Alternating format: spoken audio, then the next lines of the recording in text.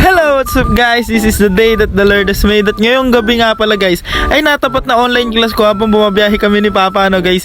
Akala ko ay wala kaming pasok pero biglang nagpa-online class yung teacher namin at meron daw kaming recitation. Pero okay lang naman tayo na magkaroon ng recitation dahil naman ready naman tayo mag-recitation dahil naman nagre-review nga tayo dito sa track. At saka guys, kampante naman talaga ako dito sa subject ko na to dahil dito marami na rin talaga ako naipong recitation. At yun guys, pagkatapos nga ng isang subject ko guys, ay sabi ko dito kay Papa na kumain muna kami ng hapunan dahil nga magdamag yung biyahe namin. At guys, namili lang ako dito ng aking ulamin At dito nga pala sa karinderya kinakainan namin ay only rice nga pala dito, kaya naman solve na solve ka talaga pag dito ka talaga kumakain. Kaya naman lagi kong inaaya si Papa dito kami kumain para naman syempre sulit yung bayad namin At guys, dito tamang kain lang talaga ako dito dahil pagkayari ko dito ako naman magmamaneho guys. Pinagmaneho ko na nga dito guys si Papa at after ko nga dito magmaneho, so malayo-layo na rin dito yung nadadrive ko, kaya naman syempre matutulog naman tayo para naman tayo ulit yung magmamaneho mamaya. Kaya naman kinuha ko na agad guys yung jacket ko para naman syempre maganda yung tulog natin dahil wala tayong bagong kumot at napakalamig talaga dito sa truck na to para ka talagang naiiyelo sa loob.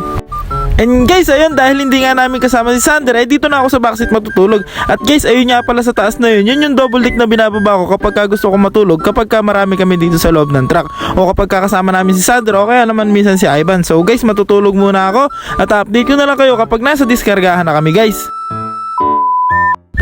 And guys, after 1.5 hours guys ay nakatulog tayo ng maganda-ganda ron at malaking bagay yon para sa aming mga nagmamaneho. At si Papa nga pala guys ay siya naman ang matutulog mamaya pabalik dahil ako naman ang magpapakarga netong truck. At guys nga pala, share ko lang, dapat 2 biyahe lang kami ngayong gabi pero sabi ko try namin kung kaya pa namin makarami dahil katuwang naman niya ako magmamaneho guys. Kaya naman guys, after namin magdiskarga ay pinagmaneho ko na nga siya dito at papunta na nga ako dito ng kargahan namin guys. At guys, ayan, sinindihan ko lang ng konti yung ilaw ko dito sa may harapan para naman syempre kita yung pagmamaneho natin guys, dahil kapag hindi yan nakasindi ay talaga naman napakadilim na, madilim na nga yung balat, madilim pa yung lugar. Pero okay lang dahil ang dahilan naman ng pag-itim na yan ay ang pagdiskarte natin at pagkita natin ng pera. At guys, 3:46 na nga ng umaga at ready na tayo para sa ating pangatlong biyahe guys. So guys, andito na nga pala ako sa kargaan at hindi ko na ginisig dito si Papa dahil kaya ko naman to. Yun guys, puyata na naman So kararating ko lang dito, 3:50 na pala. So magkakarga na lang tayo. Pero ngayon magkakatok muna tayo ng gulong para na ma-check para nasa pangatlo nating biyahe guys. So yun, napakalanin ng iBag natin pero okay lang yan, sulit lang, grind lang tayo ng grind. So yun guys, nandito yung truck natin and si Papa natutulog doon. So mahaba-haba rin yung tulog niya kaya siya naman yung magdadrive nito pabiyahe ulit. So yun lang guys, magkakatok muna ako ng gulong.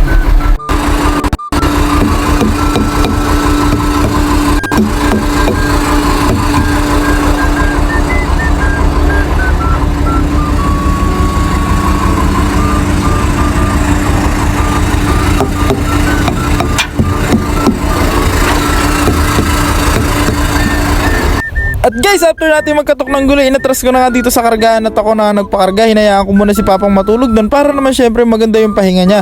Dahil talagang pag nagdadrive ka, syempre konti-konti lang talaga yung magiging tulog mo at malaking bagay na sa yung 1 oras, 2 oras o 1.5 oras na tulog. So napakalaking bagay yan sa mga driver Kaya sa mga driver dyan, alam niyo yan kung gaano kahalaga ang isang tulog. Kaya kayo, saludo ako sa inyo dahil sa hirap at pagod na ginagawa nyo para lang bigyan nyo na kinabukasan ng mga anak nyo at para bigyan nyo ng magandang buhay ang pamilya nyo. At guys, after nga ng kalahating oras ng pagkakarga guys, ay nakakatapos din tayo at syempre naman guys, tayo na yung mag-aahon nito sa bundok at si Papa hahaya ako na lang matulog dyan. Pero guys, pag ahon ko dun sa highway, siya naman yung pagdadriving ko dito at matutulog ako, kaya naman kita-kita na lang tayo sa umaga. And yun guys, umaga na nga at ginising ako dito ni Papa dahil sabi niya nagpatimpla siya dito ng swak at binili nga rin pala niya ako dito ng isang Skyflex para naman ito yung magsilbing umagahan ko muna guys. At mamaya guys, pagpapahingahin natin siya at tayo muna ang magpapadiskarga na ring truck. So guys, tara, diskargahin natin to. At yun guys, nag-go signal lang nga yung checker natin kaya naman magdidiskarga na tayo dito. At pagkatapos naman natin magdiskarga ay uuwi na tayo guys ng bahay dahil syempre birthday ng kapatid ko at hindi naman natin pa pwede itchapwera yung araw na to dahil araw araw niya to at araw na mahalaga to para sa kanya. At nga pala guys, si Papa nga pala, ikausap niya si Mama dyan kung ano yung gagawin nila ngayon sa birthday ng kapatid ko. And by the way guys, thank you nga pala. At syempre kung umabot ka sa video na to, paki-comment naman dyan ng support.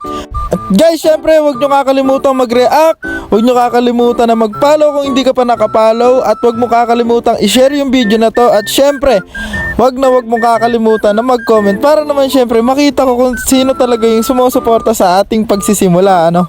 And guys, ayan, dito tayo ay nagdidiskarga na. At syempre after neto, uwi na tayo ng mas maaga magpapahinga para naman sa event ng kapatid ko. At guys, salamat sa inyo, salamat sa inyong panonood. Lahat kayo mag-iingat.